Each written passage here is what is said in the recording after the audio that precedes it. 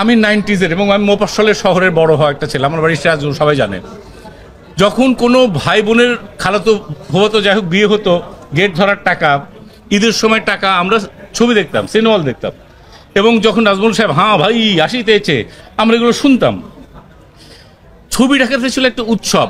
মা খালা, আগে দেখতাম মা খালা রিক্সার সামনে কাপড় বেঁধে যেত যেন লোকজন না দেখে, কিন্তু আমরা ছবি দেখতাম। এটা একটা ফেস্টিভ মুড ছিল, একটা পরিবারের একটা সেদিন ছিল যে আজকে ছবি দেখতে যাব, সকাল থেকে কাজ করে, এটা একটা প্ল্যানিং ছিল, এটা একটা পরিবারের একটা উৎসব ছিল। এখন যেটা নাই। আমার বোন সিরাজগঞ্জে থাকে, এক বোন আমার সিনিয়র কিন্তু আমার ছোট বোন, সে বলছে যে তোরা সবাই দেখছিস, আমি কেন দেখতে পাচ্ছি না। এটা আমার বোনের কষ্ট, আমার বোনের কষ্ট মানে আমার কষ্ট।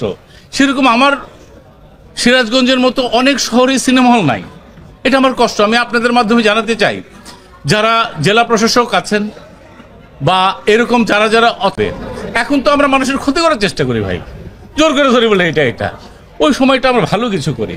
প্রত্যেকটা শহরে যেটা ছিল, এটা তো দোষের কিছু না, একটা ছবি ছিল, এখনো অনেকগুলো আছে।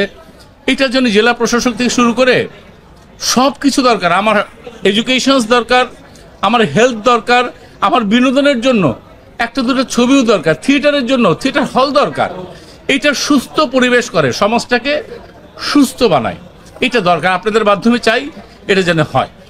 এটা আমার ছেলে কালকে বলছিল কোইন্সিডেন্টলি যে বাবা তুমি মনে করো যে 1 to 25 or 25 to 50 তুমি কোনটা চুজ করবে, সেম জিনিস।